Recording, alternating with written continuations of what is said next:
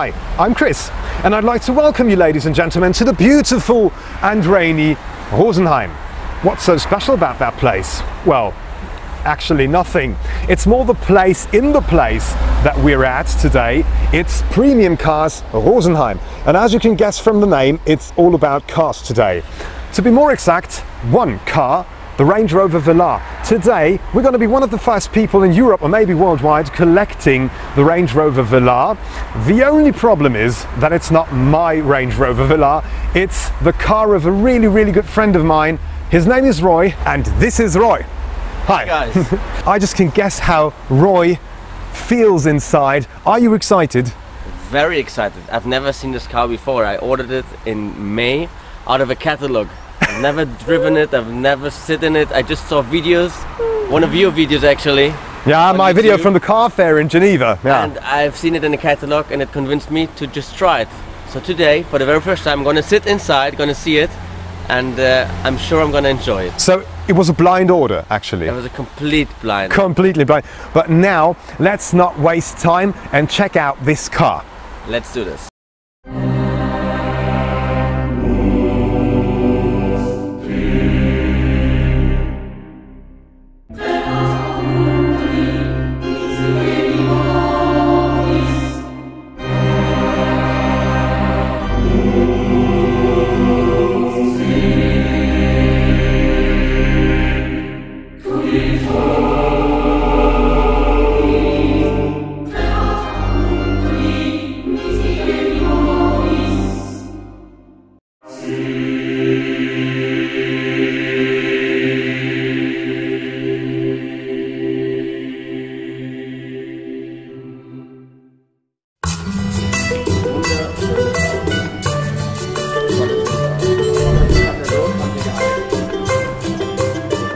You seem to be happy. I'm happy, of course I'm happy. I can't be happier. It's a beautiful car, it's a beautiful design, it's sportive, it's elegant. It's exactly what I was looking for.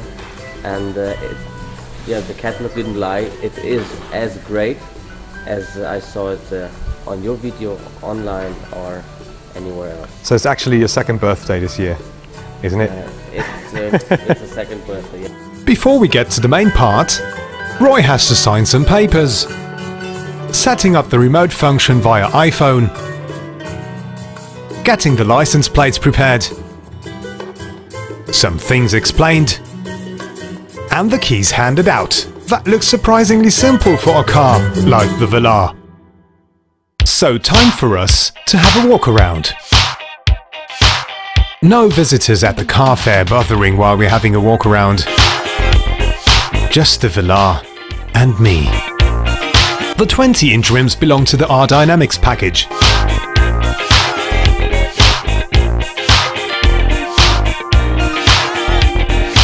With full LED headlights.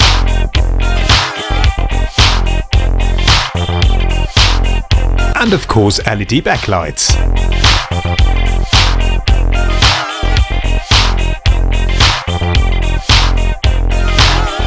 Roy decided to take the smallest diesel, the D180, 180 horsepower, 4 cylinders and 430 Newton meters. Also available diesels, the D240 and the D300. Besides that, you have the choice of 3 petrol versions, the P250, the P300 and the P380. The top diesel and the top petrol version come along with a V6. The main display skips to a straight position as soon as you push the ignition button. I don't know any other car being that special from the interior design.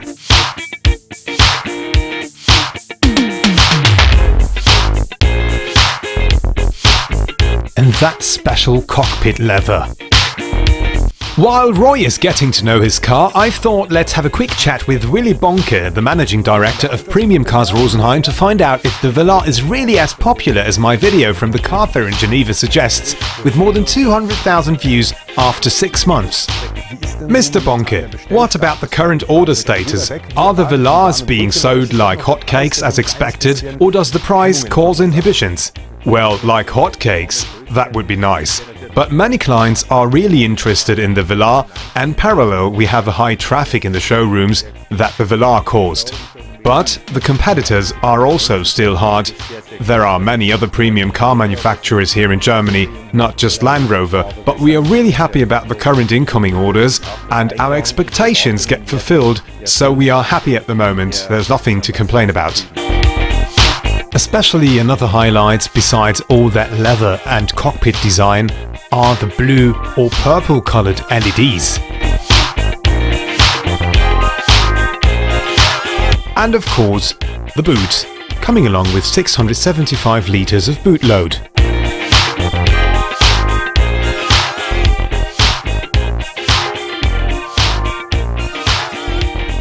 The two displays that you can see are unique.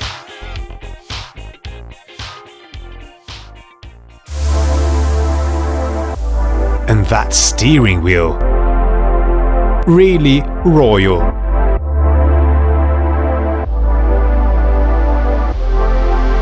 The leather seats have a totally different quality than the Jaguar's leather maybe from the past that you got used to.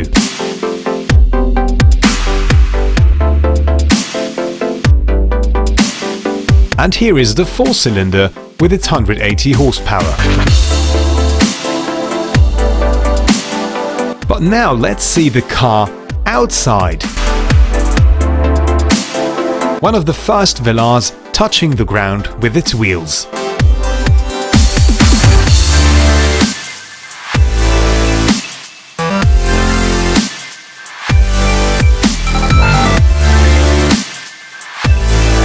And independently from where you go, it's definitely an eye-catcher.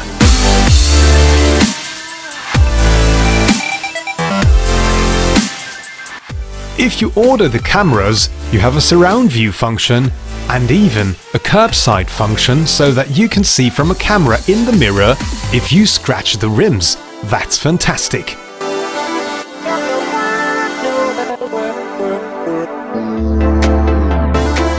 And of course not to forget about the main display, also digital, so the dashboard.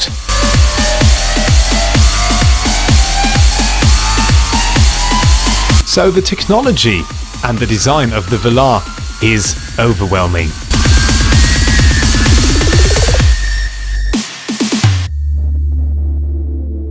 And that gorgeous, beautiful big sunroof.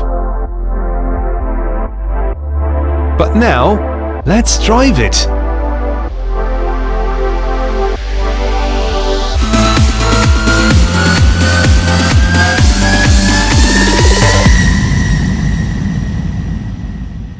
Okay, right.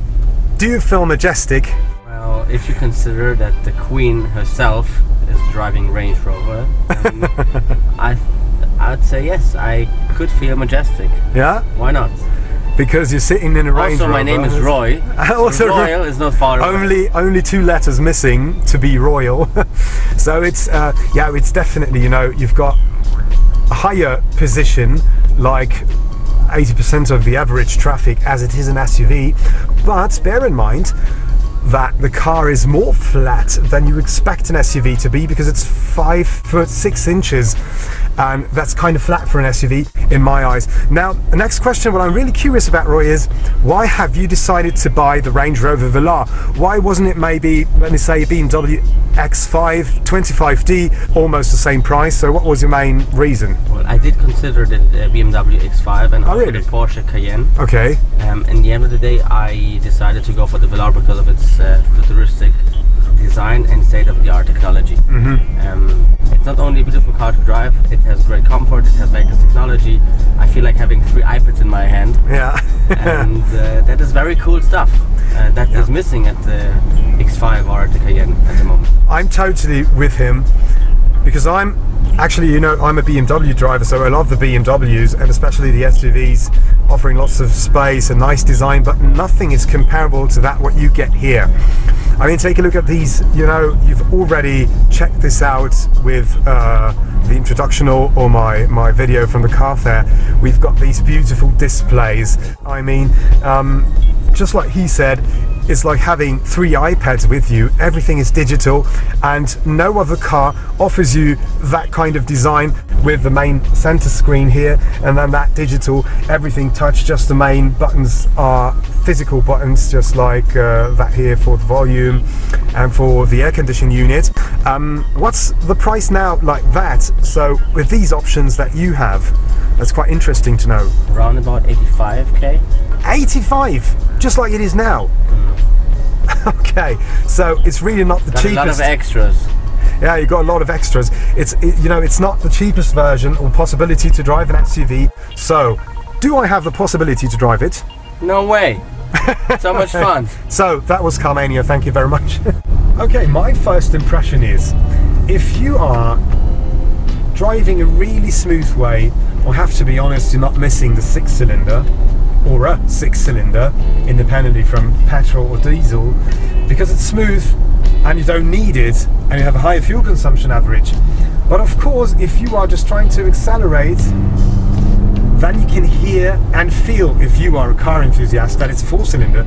So if you sometimes are trying to overtake on the country road, and sometimes you'd like to have a bit more of a driving experience, take the stronger diesels. But if you are a cruiser like Roy is, and have a family with, you know, that nice big boot load, then it's totally fine. But me as a car enthusiast, so I wouldn't go below the 300 horsepower, but that's me, so I have a totally different driver's profile, like Roy maybe has. It has 430 Newton meters, and that sounds impressive, but of course that doesn't help you with a weight of 1.8 tons. Let's see if I find, if I find the place to see the average fuel consumption. Display, is it here? Okay, I wouldn't have, no man, that's the rear window wiper. Oh. And the other one? The other one here. Yeah. Here it is, 8.9 litres. Of course, you're driving city traffic, aren't you? Yeah, okay. City traffic raises the fuel consumption average, but of course, like that, you can see that with a more powerful version, you would easily have more than 10 litres. So you better go for the 180 horsepower version if you don't really like to give full throttle.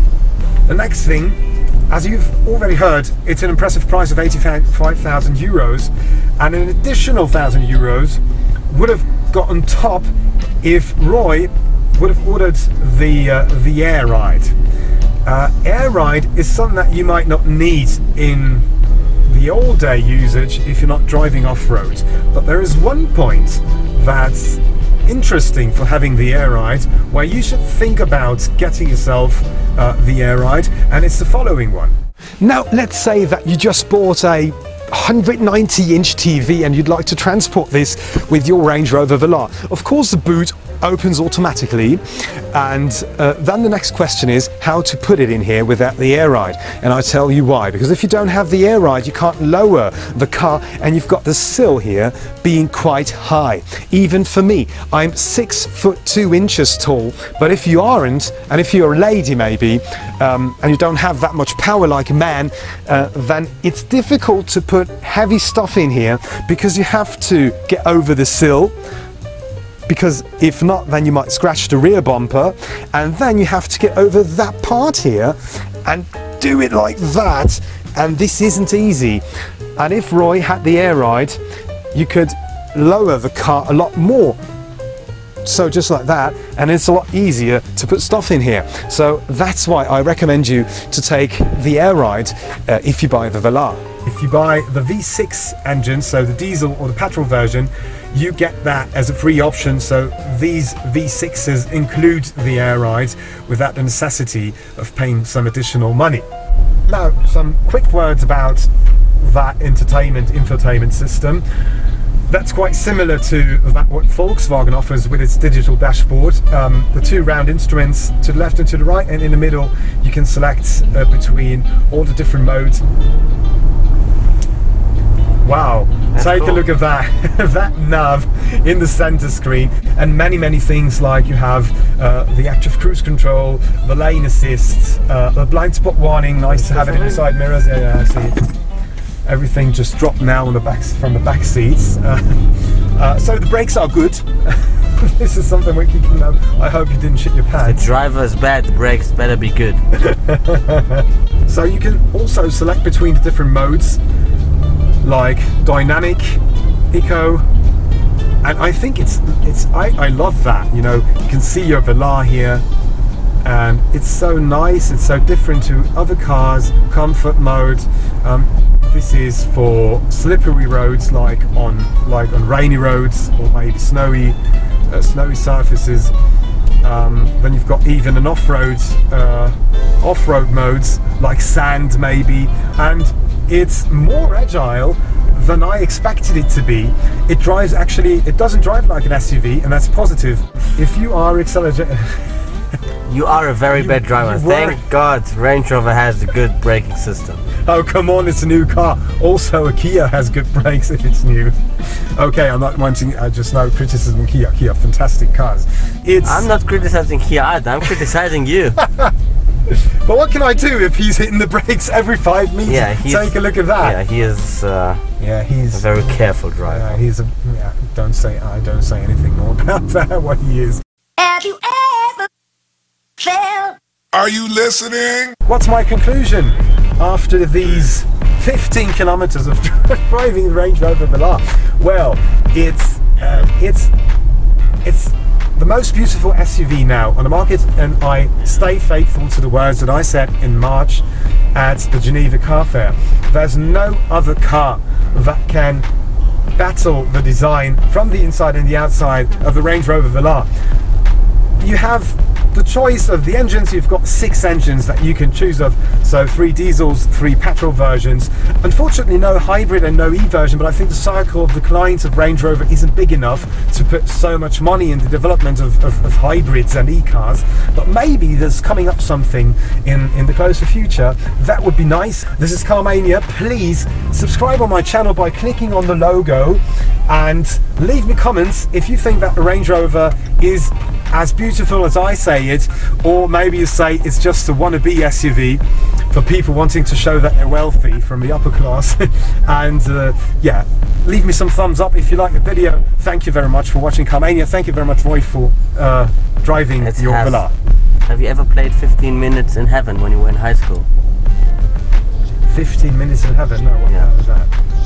It's the game where like a boy and a girl go into a closet for 15 minutes to have some privacy. So you had now 15 kilometers in heaven. Okay, you want to compare that to sex? Well, I didn't say sex, I said high school. Chris, where did you grow up? Well, a different place like you. How it seems to me.